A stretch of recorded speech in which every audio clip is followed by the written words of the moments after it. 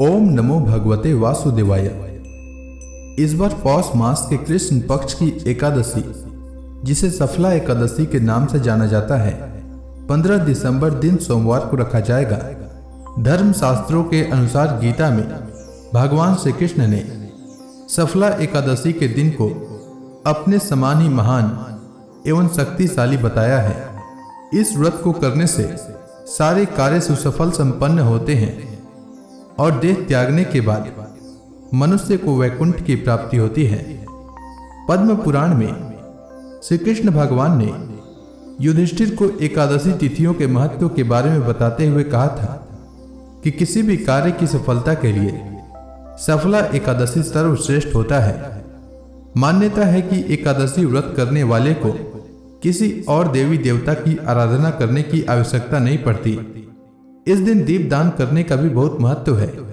विष्णु भक्तों को इस दिन व्रत रखते हुए श्री हरि की सच्ची आस्था एवं निष्ठा से पूजा अर्चना एवं आरती करनी चाहिए। मान्यता है कि इस व्रत को करने वाले को श्री हरि के आशीर्वाद से विष्णु लोक में स्थान प्राप्त होता है। इस बार पौष कृष्ण पक्ष में पड़ने वाली एकादशी यानी सफला एकादशी 15 दिसंबर 2025 को है। आइए जानते हैं सफला एकादशी की शुभ मुहूर्त के बारे में। पौष मास के कृष्ण पक्ष की एकादशी तिथि का आरंभ 14 दिसंबर को शाम 6:49 से होगा और एकादशी तिथि का समापन 15 दिसंबर को रात 9:19 तक होगा। सफला एकादशी का व्रत 15 दिसंबर दिन सोमवार को रखा जाएगा। 15 दिसंबर को सूर्योदय का समय सुबह 7:06 और सूर्यास्त का समय शाम 5:26 रहेगा। इस दिन अभिजीत मुहूर्त सुबह 11:56 से दोपहर 12:37 तक रहेगा। आइए जानते हैं एकादशी व्रत पारण के समय के बारे में। तो सफला एकादशी व्रत का पारण 16 दिसंबर को सुबह 7:07 से सुबह 9:11 तक किया जाएगा। अब आइए जानते हैं एकादशी पूजा विधि के बारे में। एकादशी के दिन सूर्योदय से पूर्व उठकर स्नान करें और भगवान विष्णु के व्रत एवं पूजा का संकल्प लें। संकल्प करते समय कहें कि हे जगत के पालनहार भगवान विष्णु, आज मैं एकादशी का व्रत रख रहा हूँ। मेरा यह व्रत निर्विघ्न पूरा हो जाए, इसकी कृपा प्रदान करें। इसके बाद श्रीहरि की मूर्ति को ओम नमो भगवते वासुदेवाय इस मंत्र का उच्चारण करते हुए स्नान करवाकर वस्त्र, चंदन, जनेऊ, सुगंध, पुष्प, धूप, दीप, तुलसी दल, नैवेद्य, ऋतुफल, पान और नारियल आदि अर्पित करें। इसके बाद सफला एकादशी व्रत की कथा को सुने। अंत में श्रीहरि एवं माता लक्ष्मी की आरती उतारें। शाम को तुलसी माता के समक्ष घी का दीपक प्रज्वलित करें। अगले दिन द्वादशी को प्रातः काल जल्दी उठकर स्नान करने के बाद भगवान श्रीहरि का पूजन करें और उसके बाद शुभ मुहूर्त में एकादशी व्रत का पारण करें। आइए सुनते हैं सफला एकादशी की कथा।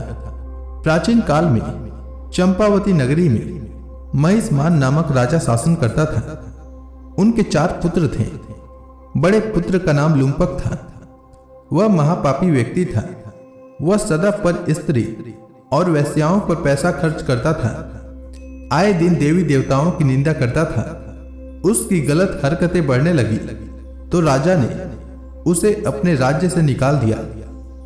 लुम्पक जंगलों में पशुओं के मांस व फल इत्यादि खाकर जीवन निर्वाह करने लगा। रात में वह एक पीपल के पेड़ के नीचे सो जाता था।